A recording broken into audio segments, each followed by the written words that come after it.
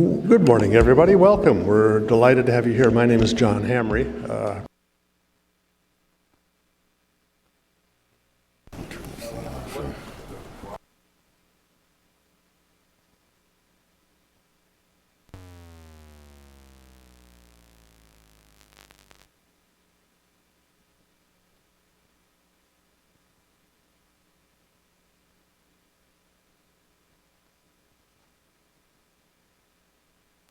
Here we go. Okay, we got it back.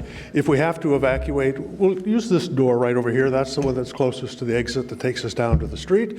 We'll take 2 left-hand turns, a right-hand turn. We'll go over to National Geographic, and they've got a great show on right now on Jane Goodall's, stewardship. So I'll pay for your tickets, okay? Nothing's going to happen. Nothing's going to happen. But want you to know how to be prepared in case we do have to do something. It's really a privilege to have all of you here, and of course we're all here to, Jim McGann's the guy that should be sitting up here on the stage, but he's not. I'm going to introduce him shortly. And to say we're going to have a little conversation today about us. I mean, that sounds a little self-serving, doesn't it, about think tanks? But, I've been here now for almost 20 years, and had a lot of time to reflect on it. This last year I was pretty sick. I spent 30 days in the hospital. I spent an awful lot of time watching C-SPAN, how empty, the public debate is.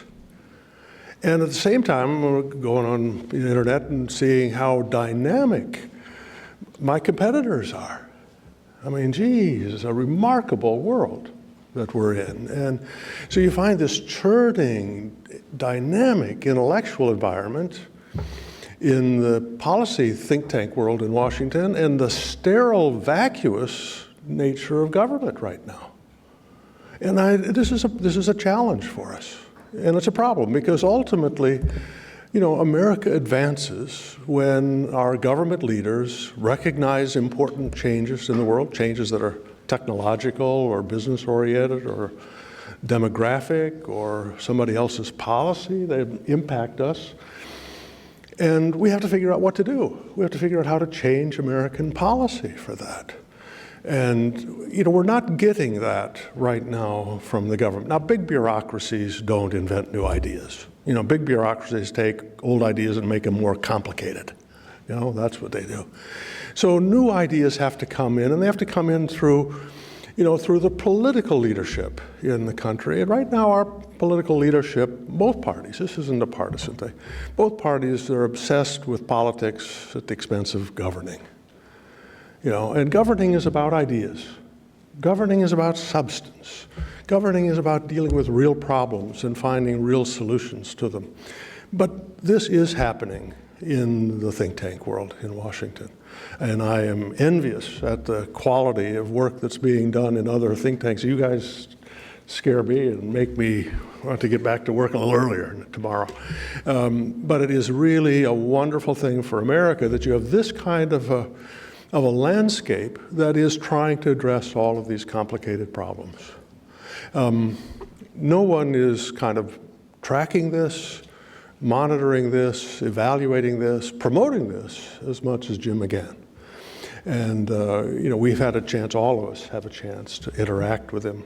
And it's fortunate. That's really why we're here today. Jim, you're going to come up at this stage. I think you're going to give us a bit of a rundown on some of your work, and then we will turn to this panel. But would you please, with your warm applause, welcome Jim McGann.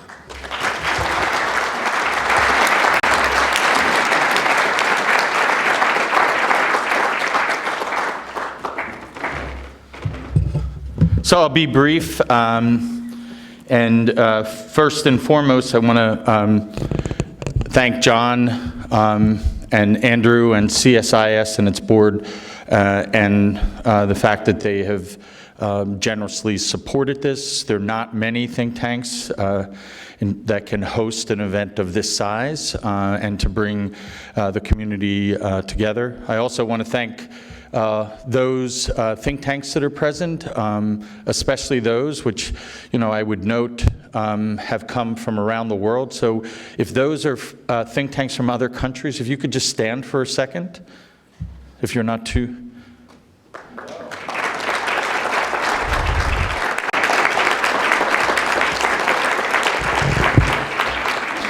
And so, I mean, part of the effort that I've been engaged in, you're all today especially fixated on the rankings because they're released, but from my standpoint, it was never really about the rankings. It's really about improving the quality, performance, and impact of think tanks, and most importantly, making the world aware of, and certainly policymakers and those who support the institutions, why these institutions matter, why they're important, why they add value. And our discussion today will accentuate some of those points. This event is one event among others. So the other objective is that it's not just US-centric. So today, at various times, based on where the think tanks are, there are 150 organizations that are hosting with partners because 2 or 3 other think tanks or more are collaborating on each event, like is demonstrated here. In 130 cities in 85 countries around the world. And so the effort in what appropriately was stated in terms of this community of think tanks, the president of the Middle East Research Institute in Erbil, Iraq, described as International Think Tank Day.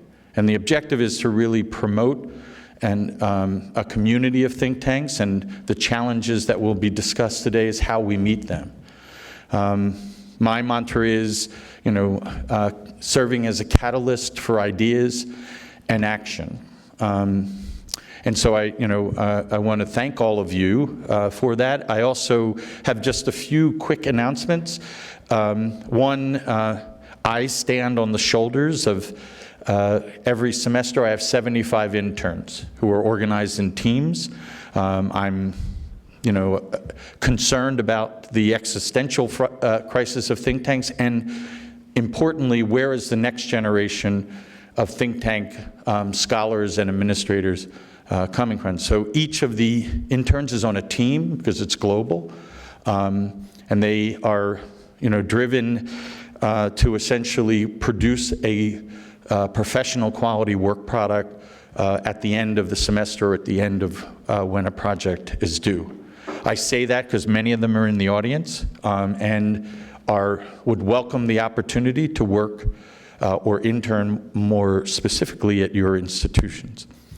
So in terms of the rankings which are launched today, you can download them if you have not already received it. I tried to send it last night to everyone here. You can go to the University of Pennsylvania, www.upenn.edu. Upper right-hand corner, there's a search engine. You can type in Scholarly Commons, and then just type in 2019 Global Go-To, and you can download the report. Each year we try to feature an issue, so things that are added to this year's program. There's both a research piece and a list of the leading think tanks on AI, because that, I think, will be one of the disruptive and transformative dimensions of the work we do.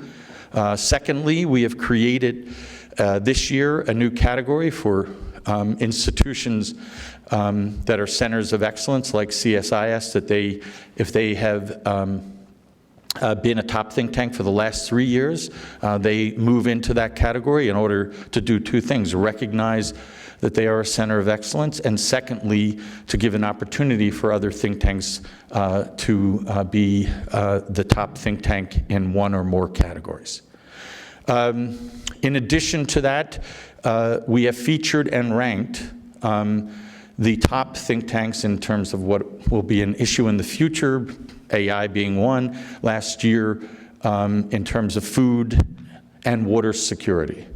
And for that reason, they are ranked, and it's one of the key values of the rankings from my perspective is it helps institutions network and identify key partners around the world. So I want to thank all of you for coming. It's an extraordinary audience in terms of Andrew and I sort of analyze the audience closely. It's not an inside group, meaning it's not think tanks. It's a very diverse and incredibly rich audience, which is what we want to do. We don't want to be talking to ourselves, certainly not group think, and engaging you and the questions you might have is really why we do this. And I want to once again thank CSIS for generously helping us out with this. And the final part is we do all of this without a budget or a full-time staff. People think there's some secret funding and staff, but it's not the case. Today, sort of I am looking over the next 5 years for the sustainability of the program. I'm at the University of Pennsylvania, but the University of Pennsylvania is the only university that does not have a School of Public Policy or IR. So as I look to the future, Penn is certainly an option, but the reality is that I would be looking for potentially an institution where in the future, in terms of the program would be lodged, because I'm now 65 and I know that I'm not going to go on forever, and I hope that this is sustainable, and I've been told I can't just leave. So I'm looking for an orderly transition. So without further ado, I'll turn it over to our moderator.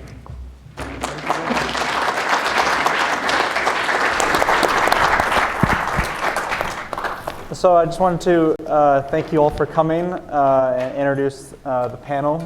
Victoria Herman is head of the Arctic Institute on my left.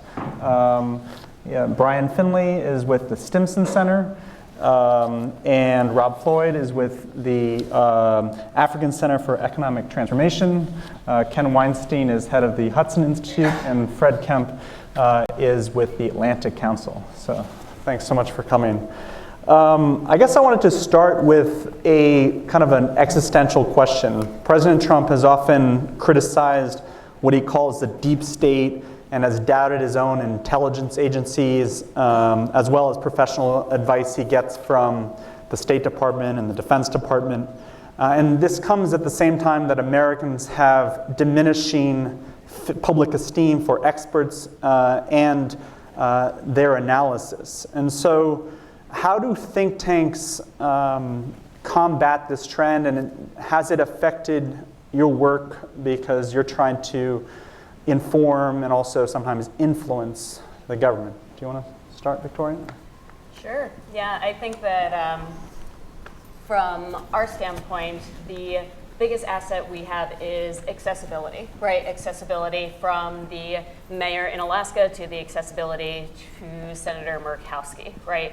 Opening a conversation with people based on what they're most interested in, what they already have built trust with us around, whether that is renewable energy development or climate adaptation and Arctic education, and going from there.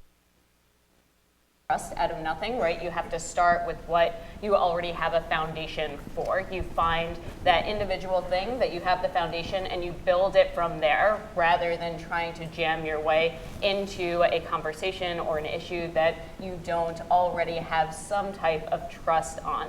Of course, we are a bit privileged because people forget about the Arctic pretty often, right? It is not front and center in much of the political debate in the United States, so we don't suffer as much from the distrust that others have seen.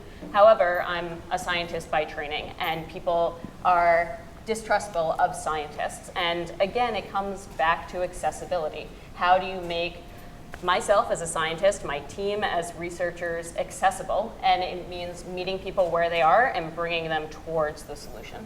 Well, how did President Trump's idea to buy Greenland affect your think tank? And was that good news, or did people, because it was widely mocked, did that set back your think tank? Well, we got a lot of calls from the media that week, so that was probably the biggest impact for us. But it really brought up the colonial view that many people have of the Arctic, that these are territories, geographies that you can buy, you can trade, you can mine without much notice of the people that call the Arctic home. There are 4 million people that live in the Arctic and many indigenous nations, and that is completely washed over in more public debates and particularly in the media. So the Greenland buying fiasco elevated that we're still 30 years in the past when we're talking about how to engage with the Arctic, how to co-produce knowledge in the Arctic, and how to make an Arctic economy for the 21st century that is inclusive and not just being created in back rooms in DC. Ken, do you want to address the diminishing public trust in institutions? Sure. Let me first start by saying we saw something absolutely remarkable at the beginning of this panel, which relates to John Hamre, who is a hero to all of us on this panel. Recovering from an illness this year, he helped move the podium off the stage, and that should be a lesson to all, especially the younger people, about rolling up your sleeves and doing what needs to be done at a think tank and not thinking you're above doing anything. First of all, I want to thank Jim McGann for the incredibly useful exercise that he is engaged in and that we're engaged in here. Look, for us at Hudson, we have a slightly different take on this expertise question. Herman Kahn, our founder, was a big belief in the idea that experts have a kind of trained-in capacity that comes from repeating academic hierarchies, repeating the same ideas, being trained in a certain way, and that in order to look at policy issues more appropriately, you need to open the aperture. You need to put economists on strategy issues, technologists on economic issues, anthropologists on defense issues, and that Herman Kahn's view was that this was the best way to kind of look and analyze policy questions in the deepest way, because it gives you a much broader perspective. And his skepticism about the conventional wisdom, his skepticism of experts, was just that Herman always felt that he learned more from talking to cab drivers when he arrived in a particular country than he necessarily did from academics. So we've always had this. That's Tom Friedman's approach too. So. Yeah, well, I think Herman learned a lot more from it in some ways than Tom Friedman does. But to really have absolutely unconventional views, and I think in this sense, we've always straddled this outsider-insider. The sort of spectrum between the two at Hudson. So we've actually found it quite easy to work with the Trump administration because they're looking for outside-the-box ideas, unconventional ideas. They don't necessarily want to go to the conventional experts. And so that's how we've straddled it. It's been extraordinary for us. We've had a very deep impact on China policy, on trade policy, on next-generation defense issues, on some very critical issues.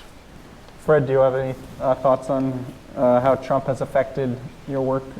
Yeah, look, the hardest part was in the first 6 months where we had to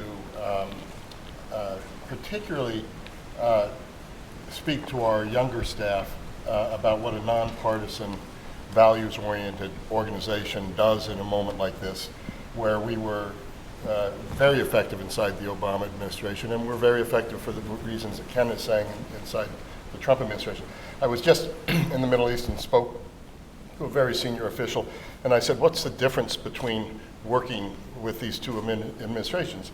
And he said, the Obama administration was lots of process with fewer outcomes, and the Trump administration is more outcomes with very little process. and so that means if you want to influence things, you really have to influence in a different way. And you really have to talk to people in a different way. And even though you see the tip of the iceberg of decision making in the tweets and in what's in the media, there's 70–80% of what's going on in foreign policy where people are listening to us, we're having an influence that isn't ganged up on this. And so we found we were worried because this anti-elitist view. If you're going to come into this administration with an elitist approach, then you're not going to succeed. But frankly, Obama invented the term blogosphere, or somebody inside of it, and so he was as non-traditional as Trump, but just a little bit more elegantly. And so we found a lot of running room. I do want to say, I think this is important. I do want to say one thing about John Hamre and put that in context. So I came to this world from the Wall Street Journal, so I'm a recovering journalist. I sat down with John at CSIS, and with several others, but particularly John, and he was just so generous with his time, and so generous with his advice, and has been so ever since. And I found this a really collegial community, so in that sense, we hang together. But in another sense, it's really hard to generalize about think tanks, because you could go from Politico to the Wall Street Journal to National Geographic to BuzzFeed to wherever. There isn't that much movement within think tanks because we do quite different things from think tank to think tank. And I don't even like the term think tank because thinking is a nice first step. But even as... What would you Jim, prefer? Which term? Yeah. Policy Institute? Well, Jim McGann was even saying catalyst to action. And we see ourselves much more as a catalyst to action. So what people will look at you for, whether it's the Obama administration, Trump administration, or around the world, is are you relevant?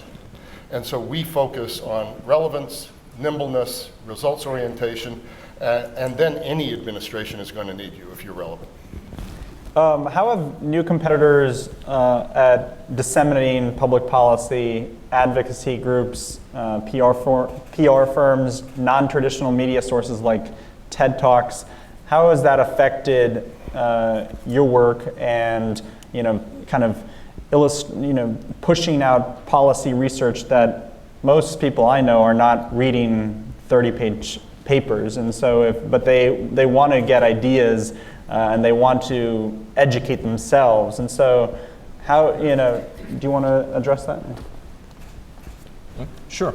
So African Center for Economic Transformation, we're an economic policy institute based in Accra, Ghana. We're a Pan-African institute. And what we see is that when we engage with heads of states, ministers, policymakers, technicians, they're bombarded with all of this, if you will, social media, the new media.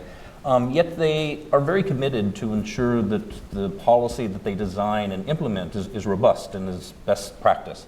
So we actually see more demand because of everything that they're facing, and they can't sift through it. So they're often coming to us and say, yes, we saw this panel at the World Economic Forum, and we're seeing all of this coming out of this place or that place. Can you distill that and put it in context for our country, our sub-region within the continent, so that we have something that is evidence-based?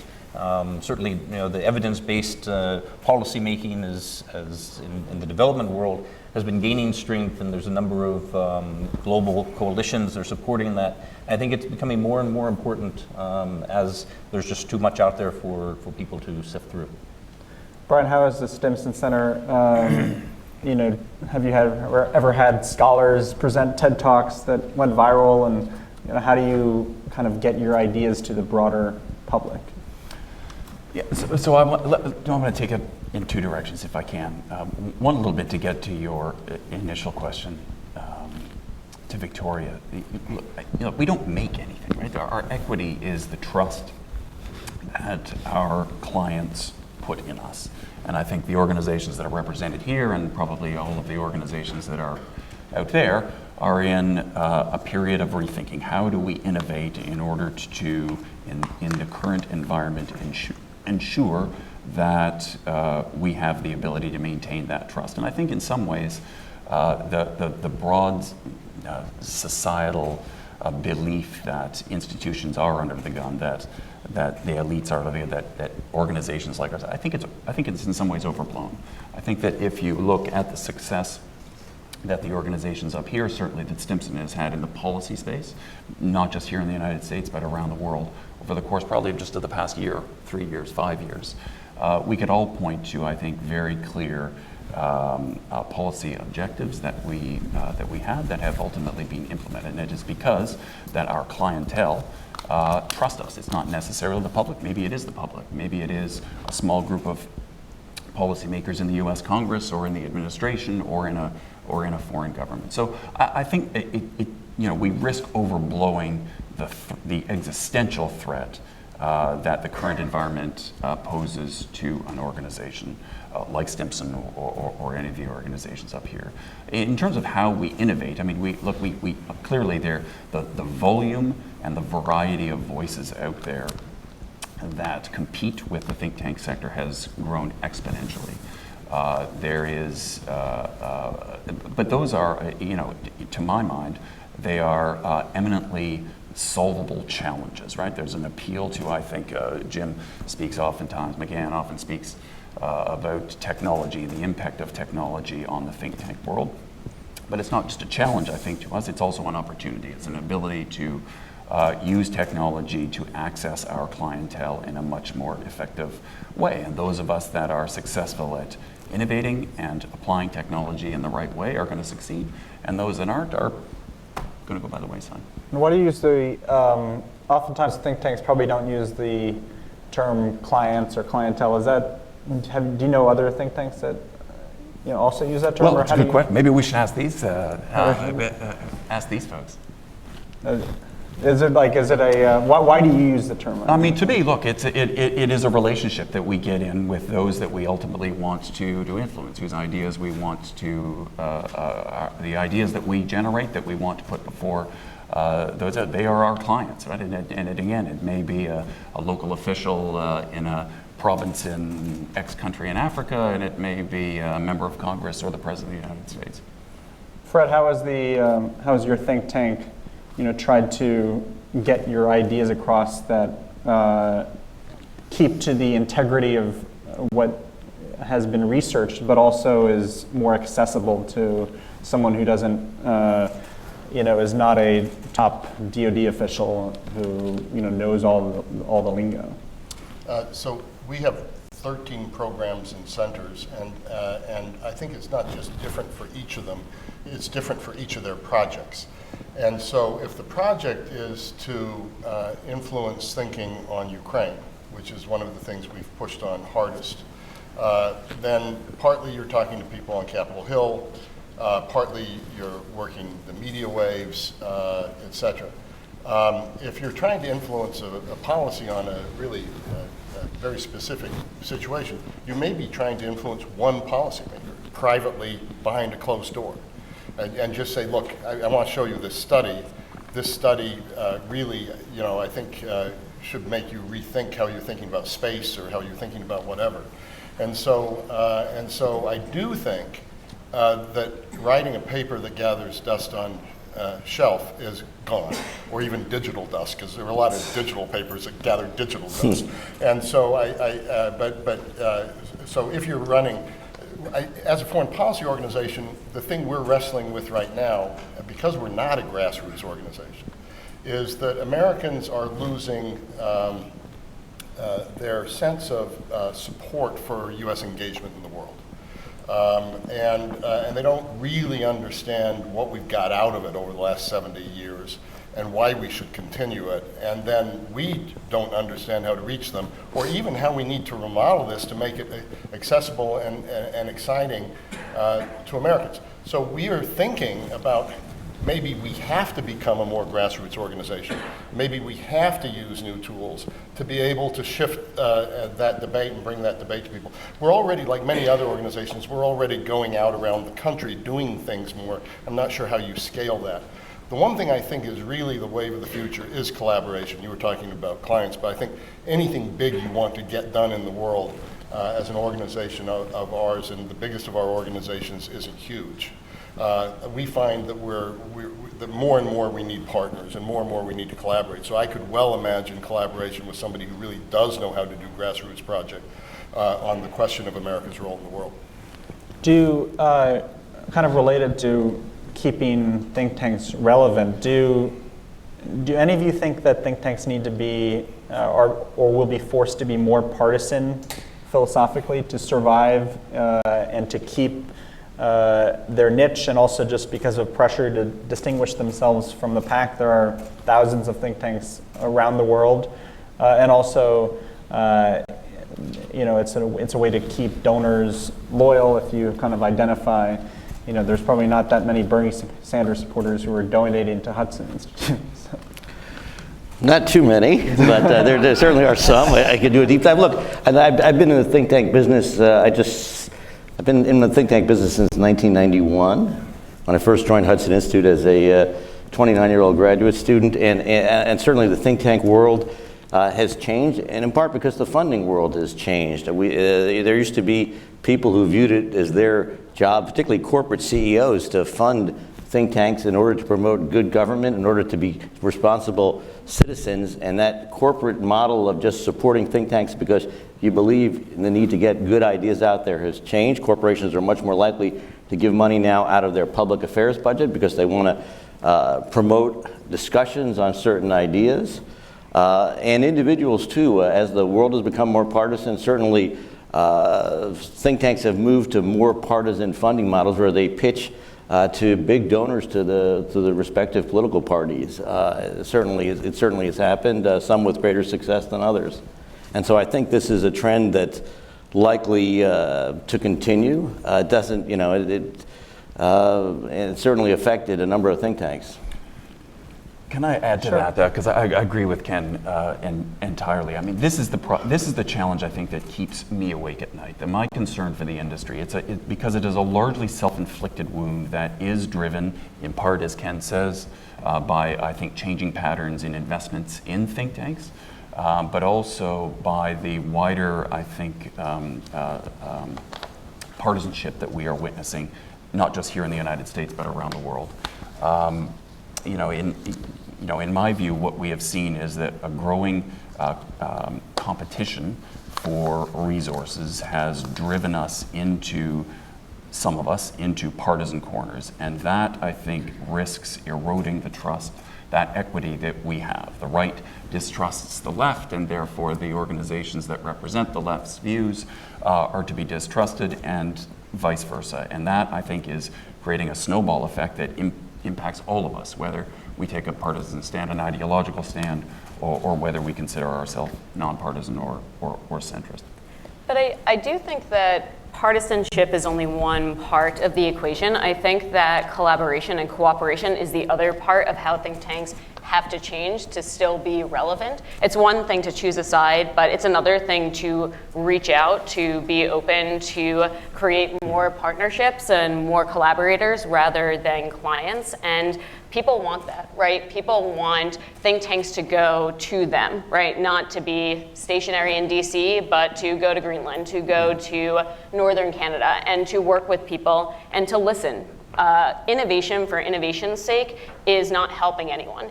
Innovation based on what people are telling you that they need and what products they need, how are we to communicate, is the best way to have an interactive map that tells you all of this new data. That might be for DC, but it's not going to work in a place like Nunavut where you don't get internet access. There, you need to print something out and put it in the bingo hall. You have no idea that that's the reality until you start listening.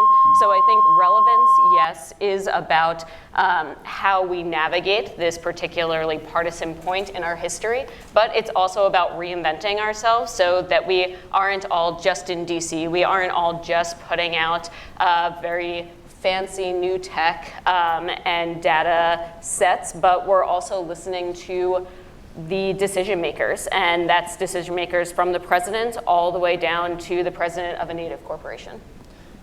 Ken, since the Hudson Institute is seen as having conservative and free market principles, and the Trump administration has torn a lot of conservative orthodoxy asunder, how is that, especially on issues like immigration and trade and budget deficits, how has that complicated life for your scholars who, if it was in a more traditional Republican administration, some of them would have joined that administration, and instead they're kind of looking in on an administration that has a number of Democrats in senior advisor roles like Jared and Ivanka, and also President Trump is used to be meeting with Nancy Pelosi in Trump Tower to give money to her 12 years ago. Sure. Look, first of all, we are not a movement organization. Heritage is a conservative movement organization. Our mission is to promote U.S. international leadership and global engagement for a secure, free, and prosperous future. We hire senior policy people largely. We have a growing number of junior policy people, but we rely on their expertise. We were, in the think tank breakfast this morning, there was some discussion of a 1999 press conference at the National Press Club that had a broad array of think tanks who were in favor of most favored nation status with China. Hudson was noticeably absent because our lead trade scholar, who is back with us now, was against MFN for China. And so we've had some of our colleagues have been tougher on immigration. We have internal debates. We had big internal debates on the Iraq War. But by and large, our team is in favor of questioning the conventional wisdom and the consensus that has been in place, because we've been skeptics of it for a long time. So we found a lot of common cause, significant common cause with the administration, far more than we ever expected. So other right of center think tanks haven't, and they've had their differences, certainly. Fred, do you want to? Yeah, I will step in on this. You were talking earlier about the TED Talks, and my wife is one of the top 10 most viral TED Talkers, and she's a lie spotter. She spots people who are trying to deceive you by their facial micro expressions. I'm nonpartisan. She says that's the reason we never get invited to dinner. and so all joking aside, we have partnered with Heritage on various things. We are willing to partner with CAP. We're willing to partner with Hudson. What we care about is who's doing the best work on an issue. What's interesting is we have kept our connectivity throughout administrations because we keep our values consistent. And so we are not happy with the trade policies of the Trump administration. We were not happy with the Syria policy of the Obama administration or the Ukraine policy of the Obama administration. And so what we do is we don't go ad hominem, and we take things on in the issues, and we keep our values consistent. What we find is that's really attractive to a set of donors and a set of international partners who, to a certain extent, see us as America as they wish it was. But at the same time, they're going to want access into the Trump administration in certain parts where, maybe a Heritage or a Hudson is just differently connected than we are. So the really savvy people sort of shift from year to year, but they like a partner that's going to be consistent and stand for the issues. We stand for constructive U.S. foreign policy, working with friends and allies around the world. That didn't used to be that complicated of a thing, but it is a little bit complicated. But our friends and allies around the world actually like that approach and like to have an organization that can help them navigate through all the different shifts in the United States. So I think there's a real place for movement, quote unquote, think tanks. And I think that there's a real place for the middle, the radically centrist approach that we take. I think the main thing is to be consistent, because if you're inconsistent, then nobody knows what you stand for, who you are, and then you put yourself in a real difficult position. So much of what think tanks do is sometimes a few degrees removed from ordinary Americans' experience of government and also policies. So what is the most useful thing that think tanks can do to reassure Americans that they're helping democracy and it's not just elites talking to elites, and that they are kind of a vital role they have a vital role to play in rebuilding Americans' trust in institutions. Do you want to address that, Victoria, first?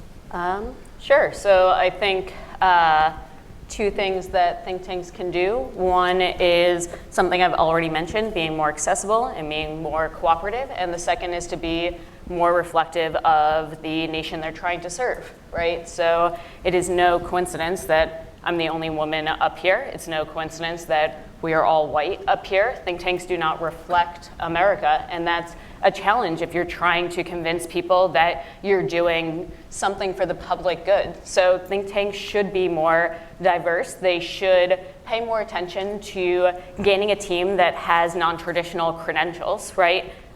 It is really hard for me as a PhD to go into a rural community in the United States and talk about climate change, right? I am distrusted because I have a PhD, but I have colleagues that have the same, if not more, amount of expertise of me about climate change adaptation because they are traditional knowledge holders, because they have local knowledge where they have lived for 40 years and worked with waterways and with wetlands. We should be bringing more people into think tanks that have that expertise, and we should be bringing this conversation to other places beyond DC, right? Meeting people where they are physically, opening that conversation, opening the table, and inviting more people to this one is how we make sure that Americans know what we're doing, that they know we're doing hopefully something that is good for the country, and that we are trying to push forward collectively as all think tanks towards a better future. Brian, you want to take that in terms of what your think tank does is not always the average American is not reading up on nuclear security and other geostrategic matters all day long. Is that how do you kind of fit your think tank into what Americans should think about these issues? So let me first say that one, I don't think that necessarily our industry is the best suited for that role. Right? So I'm not sure we should always assume. I think some of us have embraced that. I think that's a very positive thing. I wouldn't say that it is necessarily, though, in the mission. That mission isn't necessarily in our DNA. I think there are much better suited partners for us, and this, I think, is where collaborations with the media, with universities, with community groups, and so on and so forth. For our part, most of our work, in truth, I would say 90% of our work really occurs outside of the borders of the United States. So we work hand in glove with local farmers that are impacted by climate in Southeast Asia, with training peacekeepers in Mali to pick your constituency. I think it depends on sort of how you are seeking, how you build your work, and how you seek to engage the constituencies that you are trying to ultimately influence and to assist. Is going to depend on kind of the strategy of engagement. So I would say we were much more engaged with local populations in Myanmar and in Vietnam than we are with the general American public. Again, because our efforts are trying to influence a very different set of actors than some others on the stage. Yeah, sure. I think it goes back to some extent to the client question. Right? Who is your client, and is that an advisory role that you're trying to influence versus advocacy? And I think tanks often struggle with, are we an advocacy organization? Are we a thinking organization? Are we a research organization, et cetera? For ASSET and the work we do in Africa, almost all of our policy advisory work is backed up by consultation with, whether it's farmer organizations, labor, women's groups, youth groups, et cetera. Because for each of those countries, it's very contextual, right? And so what policy advice or advocacy that we're undertaking, we want to be informed by that local context. That won't necessarily be a model that'll work for all think tanks, but I think it's particularly important for those that have an advocacy role. Ken, how should think tanks reach Middle America, and kind of how does Hudson think about this issue? Yeah, look, it's a real challenge. We view ourselves, I used to say we view ourselves as a wholesaler. We're trying to affect elites more than we're trying to affect public opinion. And there are other think tanks, there are places that are more like Walmart that have a much bigger footprint, outside of Washington and try to do that. That's not generally what we've done. But, and particularly at its stage down with the rise of 5G, AI, quantum, so many of the complex technological challenges that we face as a society, and that are part of this great power competition that the national security strategy talked about, they're so hard to understand even for people who do this full time, that to engage on these issues with a broader public is complicated. It creates huge distance between, necessarily it creates a huge democracy deficit between people and the regulatory entities here in Washington, disconnect between the regulatory entities, the legislative branches, one can go on. And so we've now taken a more proactive approach, just as we've done to government relations, where we have a government relations team, and we're engaging constantly with both, obviously with the Trump administration, but also with Republicans and Democrats in both the House and the Senate on a regular basis. We're engaging with the governments and officials and think tank partners around the world, but we've started a number of podcasts. Obviously, our visibility on cable news has been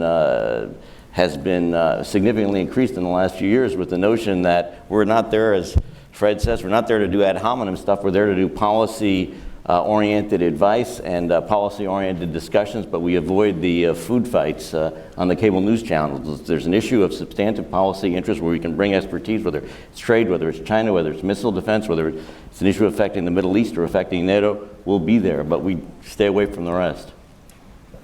Let me touch on, I think Ken's absolutely right, and let me touch on one issue where it should not be ideological, and it should reach every American, and every American should care about it, but we're not there, and that's climate. And so in terms of collaboration, we have our new Adrian Arch Rockefeller Foundation Resilience Center, where where we have, for us, a relatively small organization, quite a bit of resources we're throwing at this. So how do we actually reach people? We want to make 1 billion people more resilient across the world, but on the other hand, we also would like to influence Americans to understand this better. Well, one of the ideas that's been advanced and is near completion is a video game. What a great way to reach people with a video game, and we'll be partnering potentially with the person who invented Call of Duty, and he knows how to reach a lot of people. I don't know if any of you are from Ohio, but we did an event in Cleveland last year, the year before, and we're doing more of these around the country, where there's a hot dog stand where they have local debates. I mean, it's not really a hot dog stand, it's like a hot dog restaurant, and they bring in cameras and all of that. The something hot dog. And so General Jones, 4-star general, which Marine, who packed the house, went in and talked about climate, talked about these sorts of things. So I think we have to do it, but I also thought about it last week as I saw the outpouring of emotion around the passing of Kobe Bryant. I'm just telling you, if any of us pass away, it's not going to be like that. and so we're never going to reach people the way he reached people with his character. You say if we pass away. But on the other hand, you know, we have to think of new ways, whether it's the hot dog stand, whether it's a video game, we do have to think of new forms of delivery. Victoria, since you work on climate issues a lot as part of the Arctic, have you gotten the Americans you reach to care more about how climate change is affecting the Arctic and why we should care and why we are going to lose influence if Russia and China can just take control of the Arctic, basically? Well, I think, like Brian said, there are two conversations that have to happen about climate change, right? There is the conversation of getting everyone on this planet to understand the gravity of the catastrophe that we are facing, and that is, from my perspective, mostly a conversation about climate change adaptation, building resilience, making sure that the resident in Ohio, the resident in northern Finland understands what the impacts are going to be, how it is going to affect their family, their household, their community, and their country, and giving them the knowledge and tools to make the best decision possible for when that disaster hits or when the ecosystem shifts and their livelihood disappears, right? Providing people the tools for adaptation. But there's also a top-down conversation about climate change. There's only so much any one individual can do to mitigate greenhouse gas emissions. That absolutely has to be a top-down system change from governments, from companies, hopefully from a combination of the two. And those conversations are much smaller, right? That could be one person that you were trying to convince.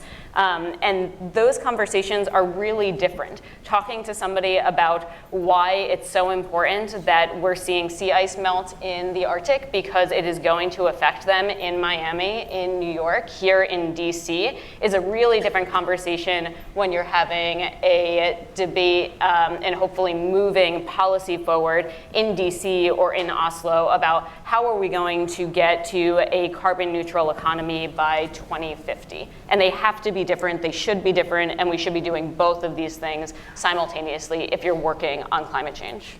Do you think think tanks that are based outside of Washington, D.C., in more middle America, are they better positioned to reach average Americans and influence them if they're based in Kansas City than the D.C. Beltway? Or this is for anyone? Well, Hudson was based for 20 years in Indianapolis, and I spent 3 years there. And we certainly, and in those days it was after the death of our founder Herman Kahn, and it was we certainly we did a lot more domestic policy work there, and we had definitely deeper footprint on state and local government issues than we do today. But our operating from the heartland, it's still hard to get a broader media footprint. It can be a real challenge, and it's been a lot easier to have a broader media footprint here. So I want to go back to something, Victoria, because I think it's a really important point that we a little bit glossed over.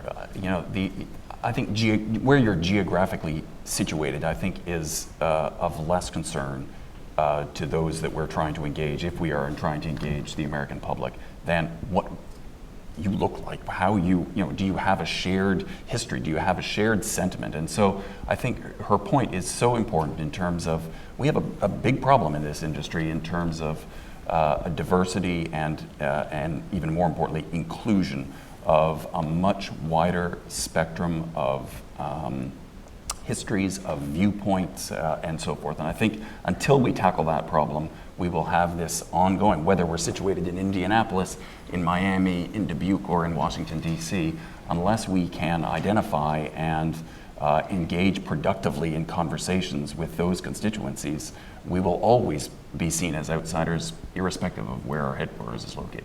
How have you guys tried to tackle any diversity and inclusion issues and try to not be left behind on that? So it's a great question. I mean, I think we all struggle with it. For our part, we're doing a number of things. I really view it in large measure as a pipeline problem, right? That we have traditionally, as we reach out to our networks look an awful lot like us. And so how do we stoke the pipeline of new entrants into the think tank community that represent a much more diverse constituencies? And then, as importantly, how do we retain those through? What we see, unfortunately, is as successful as we may be in terms of inculcating those constituencies into the community in early career, we see a drop-off, unfortunately, by mid-career. They move on to other things because, again, it is, I have to say it, not because I'm part of it, it's the old boys network, right? That I think you put it very politely. But it's absolutely a fact of, it's a fact. And so what can we do to combat that, I think, is to, make sure that the table that those individuals are sitting around, that they are not the only woman sitting on this panel, that there is a much greater representation of women or of by race or by, what have you. You want to jump in? I think it also goes back to the question of partnership, right? And think tanks, often we're, the ivory tower intellectuals focused on our research instead of focused on the broader networks that we could be interlinking with. I know for ACID, for example, reaching out to think tank networks in India or in China or other parts of the United States has really helped us with a more diverse view, but also this idea of pipelines of people that we wouldn't necessarily think of bringing into our organization. So right now, we're based in Accra. I'm the only white male. So we don't have to worry about that kind of diversity, but we've recently hired someone from India, we've hired someone from Sweden, which I think is really important, that we have a broader view of the world, regardless of what our individual think tank is focused on. And also there's a challenge for recruiting and retaining top-tier talent that have lots of different options, like companies, consulting firms, academia. Fred, how is your think tank tried to capture the best people who have lots of options? Well, I worked for the Wall Street Journal for 25 years, and I thought I was the best talent scout in the world because I kept hiring the best journalists. And I figured out that they all wanted to work for the Wall Street Journal, and I wasn't really that good at all. And so the Atlantic Council, it has been more of a challenge. And I think what you have to do, we really focus on what we call high performance diversity. And so if you're being diverse for diversity's sake, that really does help you. But if you're high performance diversity, that means you're going to attract people who want to be in that kind of situation. And diversity for us means something different. So the organization I took over 12 years ago was probably the whitest, malest organization in Washington. And we've really changed that dramatically in the last 12 years. And I'll give you the stats in a second, but partly we did it. I had one donor who said to me, I don't fund organizations that have too many BOG sats. And I said, well, what's a BOG sat? He said, BOWGSAT, S-A-T. And he said, healthy. He says, bunch of white guys sitting at a table. And so, first of all, we did away with that. And any program, center director, any event that does not have a diverse, where the panel is not diverse, and we started with gender, trying to push the edges beyond that. You have to explain to us why that was the case and why you couldn't do it otherwise. And what happened through that is that if you look at particularly national security, it's pretty diverse when you get into younger ranks. But in the older ranks, it's not. So it's pushed our panelists and it's pushed our events to younger and frankly more lively panels, and it's really worked out. When we do a search for any position, particularly senior positions, with our search consultant, with our own HR team, if I don't see a diverse set of candidates, I won't talk to the candidates. So it has to start from the top down, but your bottom up is going to love it. And we have an LGBT affinity group within the Atlantic Council. We do unwinds every Thursday, thrown by the staff from the bottom up. And so we've come a long way. We now have 52% men, 48% women. The top team, the top 4 team management team is 2 women, 2 men, and one of the men is gay. Not by design. It turned out that way. But we're still not actually where we want to be. We're going to keep pushing that before. But for us also, there's another piece of diversity for an international organization that's crucial. We have people from 32 different nationalities and countries of origin on our staff. And if we don't measure that, and we only measure what in the United States is thought of as diversity, we're actually not going to serve our purpose internationally. So we believe really deeply in this, and it's a job that's never done, but it actually makes your staff more lively, more interesting, and more challenging to run as an executive, to be honest, which I welcome. Can I just add, this is not a difficult thing, right? It's inexcusable that we have not solved this problem. So at Stimson, we have 70% of our senior leaders are women. So for a national security think tank, you think it's almost unheard of, right? A remarkable racial diversity. It's not a difficult thing to solve. And we don't have these individuals are superstars. We hire the best people. The best people happen to be women, right? For those particular positions. So it's really inexcusable that we as a sector that we don't look more like the Atlantic Council or the Stimson Society. We really, I think, have got to solve this problem. It is not difficult. And how is engaging with people like me, journalists, how has that changed over the years? It used to be that people would just write an op-ed and call it a day, but now it feels like I think you're probably encouraging scholars to be on Twitter and social media more. How do you want to address that, Fred? You know, I wish I knew what Twitter really brings us. But boy, do we care about it. Do we measure it? And everybody's doing it, and I'm doing it too. I guess the president has convinced us that Twitter really does make a difference, and that it can shape outcomes. If I'm thinking of the analytical map, and I'd be really interested whether others feel this way, but if you look at a pyramid and the top is instant and news-driven, and the bottom is really groundbreaking, longer form research, I think those are the two most important things we do. Because when a coronavirus is hitting, people are more open. When there's Australian forest fires, people are just more open to learning about that subject.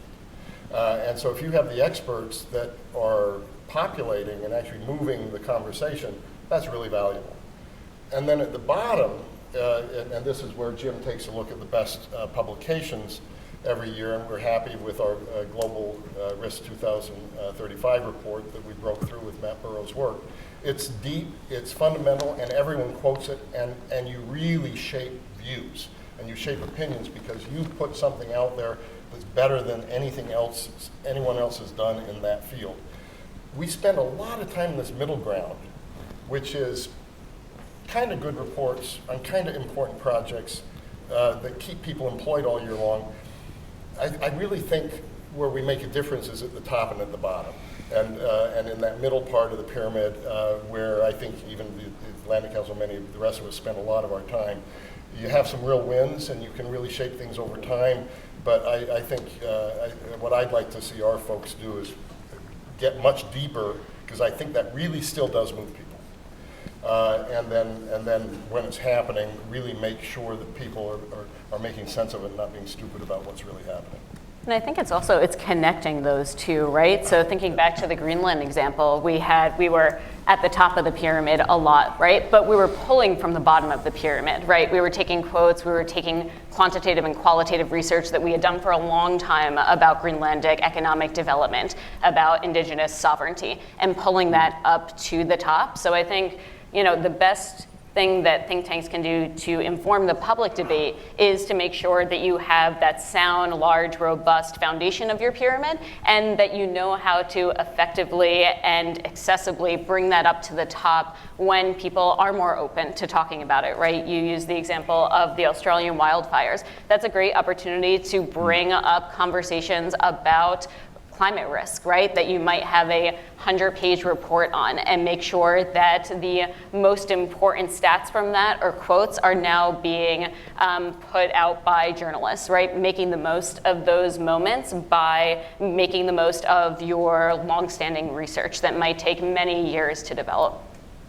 We're going to move to, do you want to have a... Well, just one point. I mean, I completely agree, and we spend a lot of time on our flagship reports, and then a lot of time on Twitter and social media and so on. Our biggest challenge, though, is unpacking those reports into pieces that are digestible by policymakers, by technicians, et cetera. And this is where, I mean, you mentioned getting the media to they want to quote. And I mean, what we find is that the media generally is less interested now in unpacking that and doing a little bit of deeper analysis or reporting, because everyone wants the quote, everyone wants the Twitter feed, as opposed to actually being able to say, okay, here's an aspect of a big report that's really important for a certain audience, and unpacking that. We're going to move to audience Q&A in 1 minute. I just have one. I saved one of the hardest questions for last, which is kind of an uncomfortable one. There have been a lot of questions in recent years about donors to think tanks, including foreigners, giving money to think tanks and then kind of getting what they wanted in return that helps, that serves their agenda in terms of policy papers and events. For example, several years ago, the New York Times dove into this topic. They investigated how corporations have influenced think tanks. One example was Brookings getting money from a major home builder while at the same time writing studies that praised projects that the home builder was invested in. or at least praising that project. Is this sort of thing a problem, and how should think tanks think about how do they guard against these conflicts? It certainly can be a problem. And I think there are two answers to avoiding the problem. One is to have strict scholarly guidelines on independence and independence of research product, and knowing that sometimes, and we've had a long tradition at Hudson of biting the hand that feeds you, that goes back to the earliest days of the Institute, of taking funding for a report and then calling the shots as we see it. And we've had numerous one-time donors as a result, but they learned their lesson. They learned their lesson, and but it's independence certainly, and then it's transparency. It's letting people know who your donors are, and we publish them in our annual report, and we're open about them, so people know that there's no hidden agenda, that there's no period. So and it also means having balanced think tank panels. So if you have a corporate sponsor behind a panel, you don't stack it up with 3 people who agree. One part of the diversity you need are people who disagree as well. Yeah, I think someone mentioned earlier that the funding landscape has changed quite dramatically over, say, the last 10, 15 years. And ASSET doesn't get much corporate funding, but certainly from bilateral agencies or foundations, it's become much more difficult. And it's actually forced us to rethink our entire business model. And to this point, we do not accept any just direct grants for a product, right? Everything we do now is co-created. It takes much more time. It's more complex. It's may actually lead to less money in the end for ASSET, but it is the only way that we can ensure that a donor doesn't come and say, we'd like you to do X, and we say, sure, we'll do X, and then have all of these questions that potentially arise around independence. So yes, it's an issue, but I think again, it's an issue that is so overblown. I think oftentimes, we have these wonderful exposés in the media, but if you think about the volume of traffic of funding of all of the organizations represented in this room, it represents such an infinitesimally small slice of the sector. So A, B, I think it's also the case that this is driven in part by private philanthropy itself. The nature of philanthropy has changed for a variety of technical reasons, which nobody wants to hear, and I think most people understand. But I think philanthropy itself bears some responsibility for this in terms of forcing such a diversification away from private philanthropic foundations. When I started in this sector 20 years ago, much of the work at the Brookings Institution Foreign Policy Program was funded by large block grants from private philanthropy. They cannot operate, and none of us can operate now with that business model. We have to seek corporate support, we have to seek government support, we have to seek a variety of, a much wider variety, because the rules around philanthropic giving that industry has imposed upon itself has forced a diversification. So I think there is some culpability within private philanthropy. The MacArthur Foundation recently announced that they were changing quite dramatically their overhead policy that is going to liberate, I think, so many of us who rely on MacArthur and organizations like that. Fred, how has the Atlantic Council thought about these issues? Have you guys turned down money when when you don't feel comfortable? Yeah, we recently turned down a really large grant that to be honest, was totally would have been ethically clean for the right project. That was a really do-good project, but in the current atmosphere, this specific donor just had too many liabilities. I won't go into the details, but it wasn't worth it. And so, and I think 5 years ago we probably would have taken it because we could have defended it. It was a good project. The donor was giving us total intellectual independence, but the sensitivity now has gotten to the level that. Because you're worried about media blowback, or? Yeah, and why do it? We had other donors, we had other funding, so in a sense we decided this just wasn't worth it. And there was quite a conversation within the Atlantic Council as well as we do this. There is no doubt that the demand is going to be for ever more transparency, and we're trying to be at the forefront of that, and want to continue to be at the forefront of best practice of that.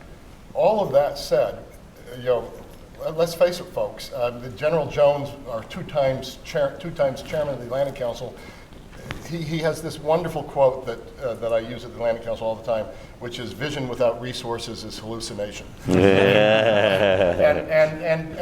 donors are good. You know, we wouldn't be employed if we didn't have them.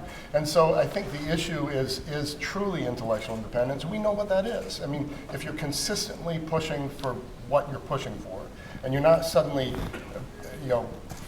trying to sell somebody's product. I mean, you can see it. But I think what's really important in this, so we're very in favor of Central and Eastern Europe and the sovereignty of that part of the world, and we worry about Russian incursions and all of that business. We have a really solid and consistent track record on that.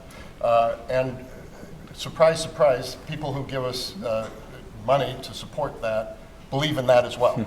Does that mean we're shilling for them? Of course not. That just happens to be where we are, and they like the work we're doing in that area. And so there, I think intellectual independence is king, but increased transparency will be demanded and we should be at the forefront of that. And I'm sure young think tank employees are also telling their leaders, hey, we don't want to take money from XYZ. Yep. Love to take audience Q&A. Try to keep it to a question and identify yourself if you don't mind. Thank you. I'm Paul Cadario from the Monk School of Global Affairs and Public Policy at the University of Toronto. Hi, Rob. Nice to see you. I want to commend Dr. Herman for raising the issue about the diversity of think tanks and to note with interest what some of the other panelists are doing. Clearly, the pipeline factor is an issue, so I'd like to ask all of you, do you pay your interns? And because, it doesn't matter much if you get diversity if you can only get rich kids, and if you do, then, and I'd like to hear from all of you, what could be done to make the paying of interns basically best practice, and you better do this or you'll be shamed in the think tank industry? Thank you. So I think that a lot of diversity from the top down, including paying interns, is a conversation that has to be had and pushed on folks who are funding us, right? We get a lot of funding from scientific organizations, right? NSF, the National Science Foundation. And if you change the guidelines for how you are funding, you are requiring that if you are bringing on 2 interns, 2 assistants at an undergraduate level, you have to pay them. Then think tanks are going to respond by function of that being the law of the land. So I think that there will be some really great leaders in this field, right? Like the Arctic Institute, we ensure that not only are all of our interns viewed as part of the team, but we fly them to our events, right? We have them on panels. We are elevating them to make sure that their voices are not just heard as an intern, but as a colleague and an expert. And that's a choice that we continue to make, even if that is at the expense of some eyebrows being raised in the crowd, where you have people in their 40s to 60s, and then you have an 18-year-old who is also on the panel, and that is representing our organization. So I think that it's funding, but it's also representation, because representation matters. So giving them the resources and then giving them the platform upon which they can share their ideas and they can represent organizations. Does all the think tanks, do you guys all pay interns? Yeah, so at Asset, we 2.5 years ago, we moved away from the intern model and used those resources, and including our own resources, which is sometimes quite heavy to manage these young professionals. And we replaced it with what's called the Transformation Fellows Program. So these are generally young African professionals with a master's or PhD, maybe a postdoc, and we actually bring them on as staff. So they're still kind of like an intern, but similarly, they travel to conferences, they publish, and we pay them exactly what we pay our staff in country. So we're also we're transitioning from an unpaid internship model to a junior fellowship model. Same concept there, paid employees of the organization. There are downsides to it, of course, as well, right? The number of, because we have to pay these individuals, so the number that we induct on an annual basis will shrink pretty dramatically. It means opportunities, but to Victoria's point, which is an important one, we certainly are able to appeal to a much more diverse spectrum of individuals. If we could collect some questions now, Sure. person on the panel answered, that way we'll get much more engagement. Let's try to take 3 questions and then, sure.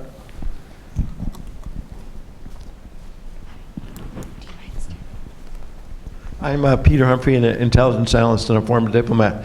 The think tank world is living with this fantasy in which desk officers are sitting around between taskers pulling down PDFs off the internet. This is completely insufficient. You can sit at the Iraq desk at the State Department for 3 years and never see any of the 60 papers on Iraq that were published by the think tanks in DC. My God, when are you guys going to move from this sending it off into the ether model to actually putting a stamp on the envelope and getting it to the Iraq officer at the World Bank, at the State Department, at INR, at CIA, at DIA, to make sure your knowledge and expertise actually gets to people who can make change?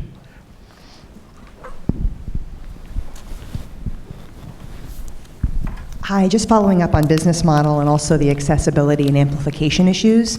I'm just wondering if encouraging earned income from activities like consulting and advisory services is becoming more of an element of your business model that generates generates revenue for your research, and also hopefully cultivates the people that are paying for the earned income projects to support research directly. And I forgot to introduce myself. I'm Christine Davies with Polygage. Thanks. And one more right now. Richard Coleman, CBP, retired. This is kind of a money question. I'm always impressed at the talent.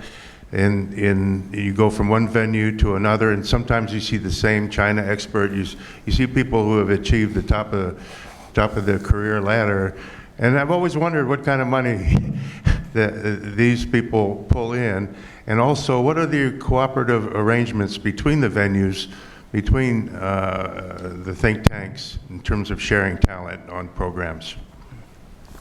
Who wants to take the sending your policy papers to desk officers? Fred? So we have an Iraq initiative in our Middle East programs run by a fellow named Adis Kadim. And during the Soleimani aftermath of the Soleimani killing, but in general, we just don't do what you say we do. And so we bring people over from the NSC and the State Department, and we have them in a small room with people who have real on-the-ground expertise, including Abbas Kadim, who is Iraqi himself. And I would say that we do more of that across the Atlantic Council. And I think the model you're talking about for most of us is old. Are there still things that get out there and one hopes that somebody will pick it up? I guess so. But if you really want to be relevant, then you have to be with the relevant policymakers, getting their input and hearing, and frankly, your own report is then better for it. If I'm talking to Matt Zeiss, who did Iraq in the National Security Council and now is at the Department of Energy, who we talk to as well as 3 or 4 others pretty regularly, it's not just talking to him, it's listening to him and hearing what they're seeing on the ground and what they think the Iranian-Iraqi relationship is. So I would just say that our work at its best is long moved on from that. And consulting income, people, getting money from outside. Do you want to address that? Yeah, I mean, for us, it's very clear to us that we're not a consulting firm. And every time we try to, we dip our toe into that space, we realize why. We're simply not as mobile as they need. We're not as quick as they need.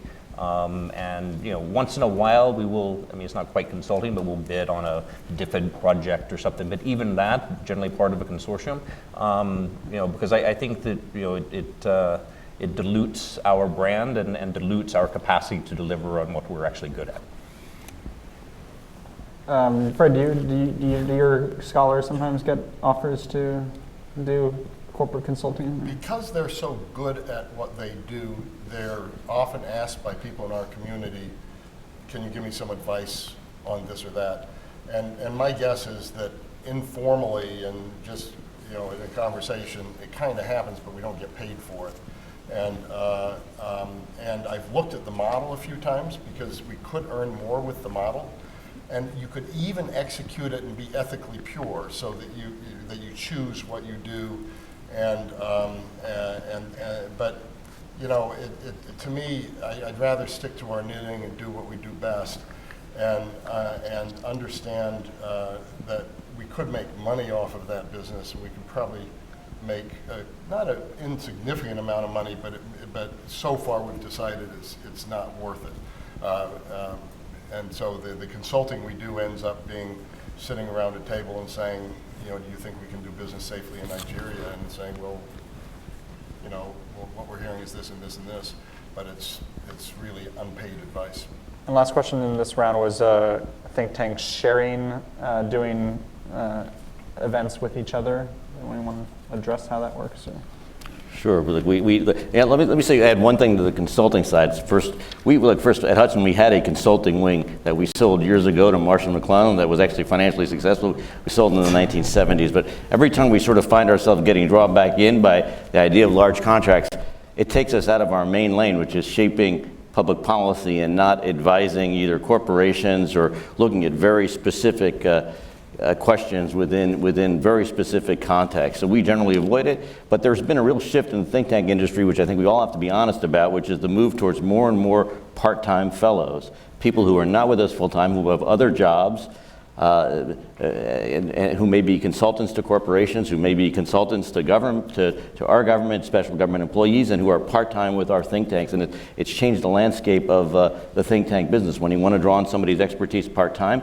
And we have very, very strict regulations about people doing consulting, that they have to be clear about their ethical conflicts, they have to disclose them to us, they have to disclose them when they're doing media interviews, and the like. So we have very strict regulations on those that matter. As for the issue of doing events together, we constantly do these. We have our great partners from the Konrad Adenauer Stiftung. A lot of times we're doing events, partnerships with overseas think tanks. We're over 80 scholars from 15 different countries, and we're doing events. We're doing events in India. We just did something not too long ago in Paris, and we had something in London. We're constantly working with think tank partners around the world, and also drawing on talent here in Washington and think tank partners here as well, either for panelists or co-convening things. Do you want to take another round of questions? Sure. Yes, hello. My name is Abdullah Hamiduddin. I'm from the Center for Research and Intercommunication of Knowledge from Saudi Arabia. So my question is about relevance, and since you brought up the idea of consultancy and think tanks playing that role, now with many senior government officials coming from a corporate background rather than being career public servants, how does that influence your communication with them vis-a-vis the communication of consultancy firms? And how does it influence the relevance of think tanks for those officials who are more used to consultancy firms, their language, the way they present their strategies, information, and so on? Thank you.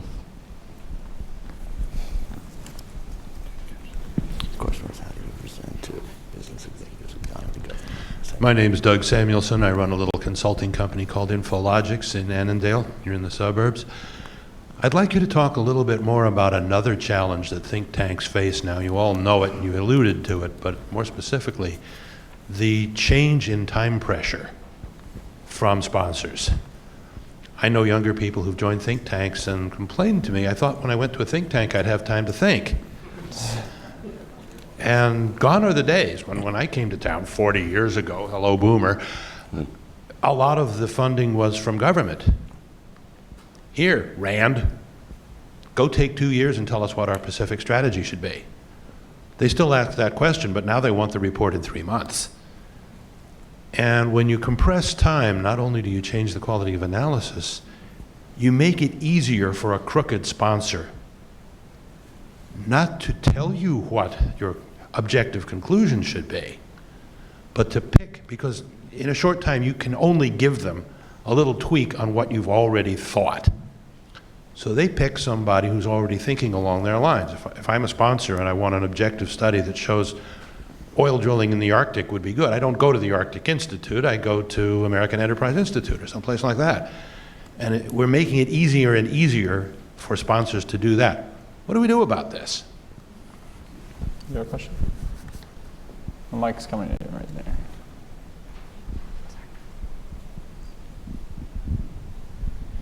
In the question of getting the right signal to the right person and being trusted and respect and authority and all that jazz, I think we also have to take into account far more seriously than we do information warfare, information pollution, deep fakes. So I wrote about this stuff 30 years ago, and I see absolutely no serious analysis about how to get ahead of the game to forecast ahead. What we're doing right now is we're saying that's wrong, and keep a list of what's wrong. We're not doing predictive analytics and figuring out how to intervene ahead of time. Otherwise, this situation is going to get a lot worse. The information pollution is just beginning. Who wants to take the information warfare question, Fred? I'll do that because we've actually put a lot of resources behind that. So we have a digital forensic research lab where we work 24/7 against disinformation and to protect democracies. And we particularly go out and do this around elections. And it's pretty well funded, and we've created a whole community called Digital Sherlocks, sort of hashtag Digital Sherlocks. And so we not only do it ourselves 24/7, and you can see that on the DFRL part of our website, the Digital Forensic Research Lab part of our website. But you'll also, we also train. And so every year we're doing it in Brussels this year, last time in London, the year before that in Berlin. Every year we train journalists and citizen activists in the skills where they can spot misinformation, disinformation. It is getting more sophisticated, and it is getting harder. Now, U.S. intelligence and all the intelligence services of the world can do this kind of thing. But the problem for most of them is they spot it, they track it, but they can't go out immediately.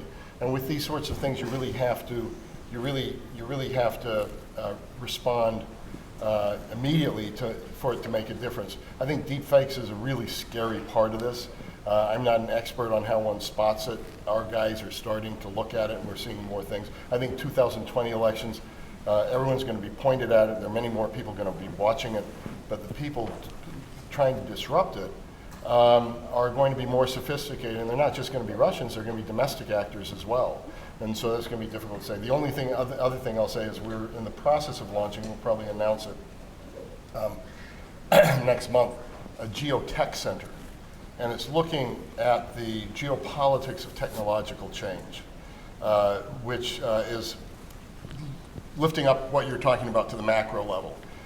Because, when you look at issues like bio, when you look at issues, human enhancement, AI, of course, the ethical differences between authoritarian countries and democratic countries is really an issue. It's a terrible issue. And we're looking at all these issues, but we're not really looking at what the geopolitical, societal, economic impacts of this could be. So I think we have to spend more time on that as well. And then one other question was on the difference in how governments take, they're used to consulting firms presenting recommendations versus think tanks. Does anyone want to address that? You want to?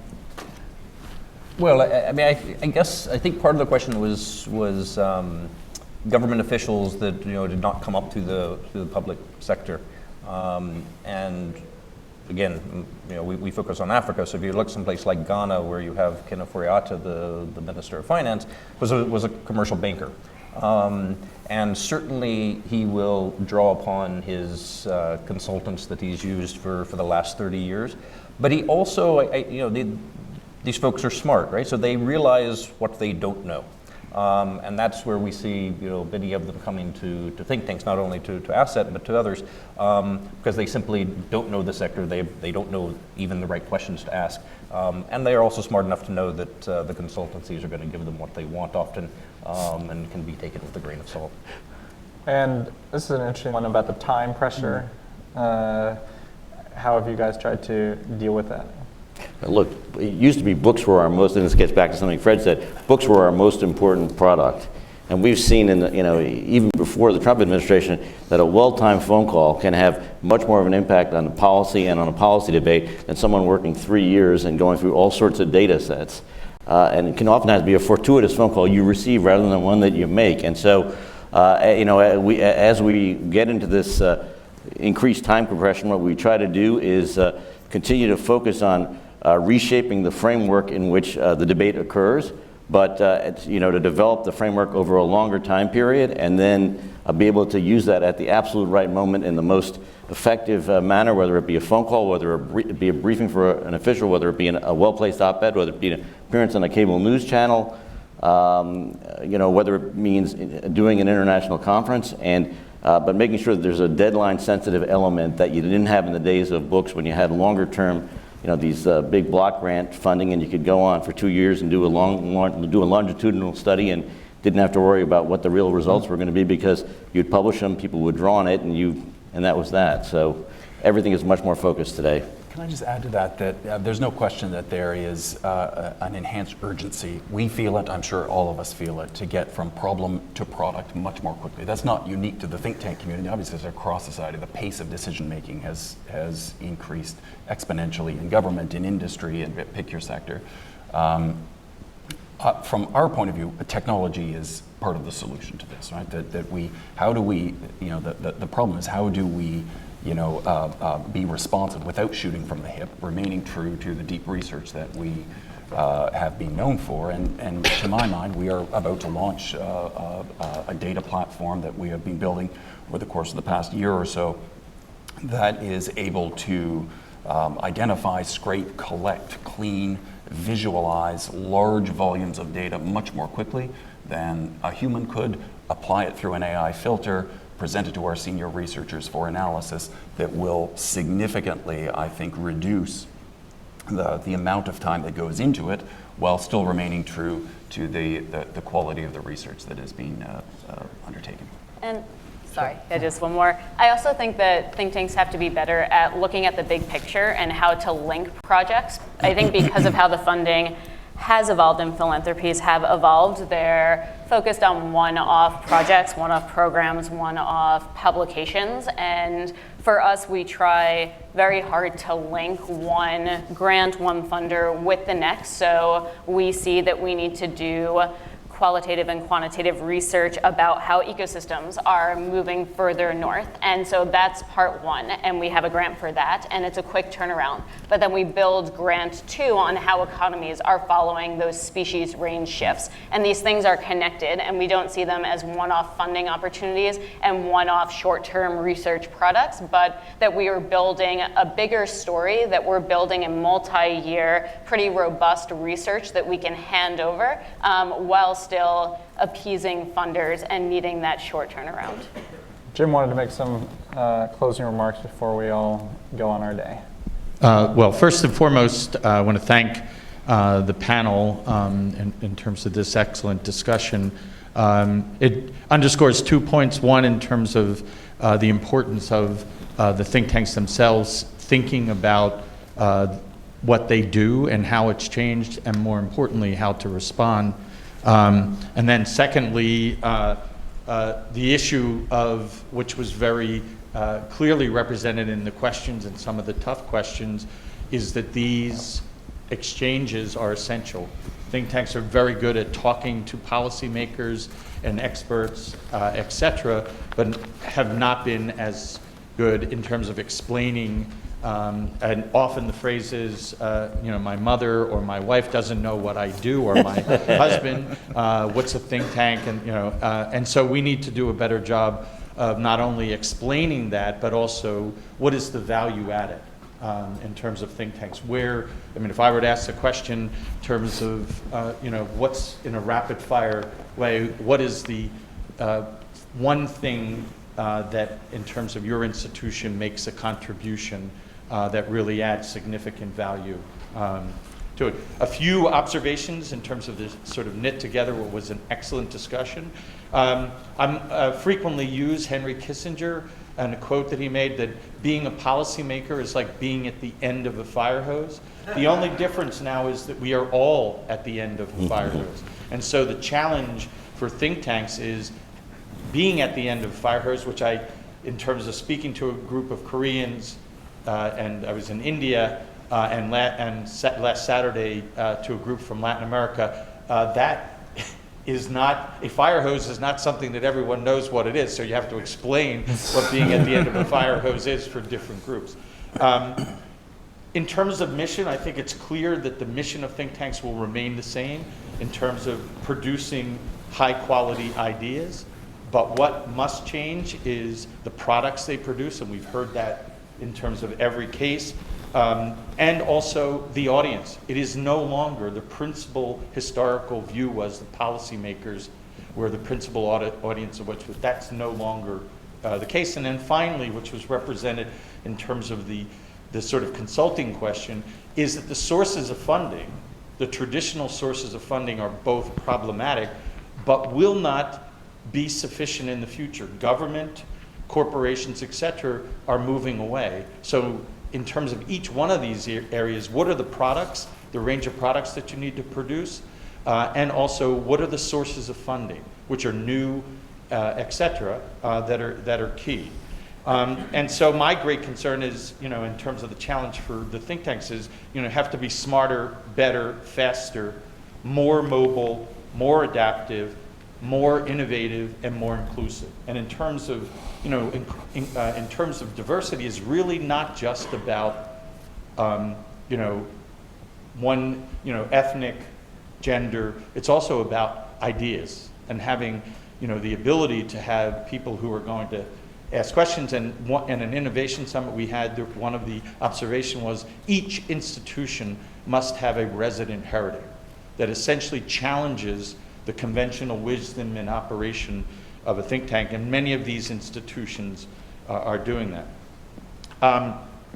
I just want to make a few announcements. One is that the North America Think Tank Summit, in keeping with this, and a number of people on the panel were part of this, will focus on scholars and executives. So the entire North America Think Tank Summit, which is Canada, US, and Mexico, will have scholars and executives from all the think tanks who are under 45 to emphasize, look to the future and emphasize the importance of where's the next generation of scholars and administrators taking place. One of the places where sustainability and a crisis exists is in Africa. 30% of all think tanks in Africa that now exist will go out of business. Already seeing that in the rankings and the institutions because there's churning at the top. And when there's churning at the top, that means instability in a place where the benches are small, the budgets are small, and the turnover is significant. In February 26th to 28th will be the Africa Think Tank Summit. In addition to, there'll be 95 think tanks there. I'm looking for a partner or sponsor for lunch from think tanks. Already others have helped. If you want to help, it's so important to bring them together and to get funding, and so if anyone is interested in that. I think those are the major things, except transparency. And when this comes up and when the reference to Brookings and the Eric Lipson article, I'm compelled to remind people that journalists also have to be fair, honest, and accurate. And in terms of those articles, one, I was, as a social scientist, very concerned that the curious universe that was selected to focus on in those articles, not that there wasn't, that people needed to be reminded of transparency, but it was a very narrow audience, and one should heal thyself. The co-author was dismissed from Harvard and elsewhere because she was conflicted in terms of everything. So one needs to be honest about that and critical in terms of when we look at these articles. Transparency is important. Transparency is not just about who funds you. It's broader than that. It's really about, do you have a firewall? Do you have training?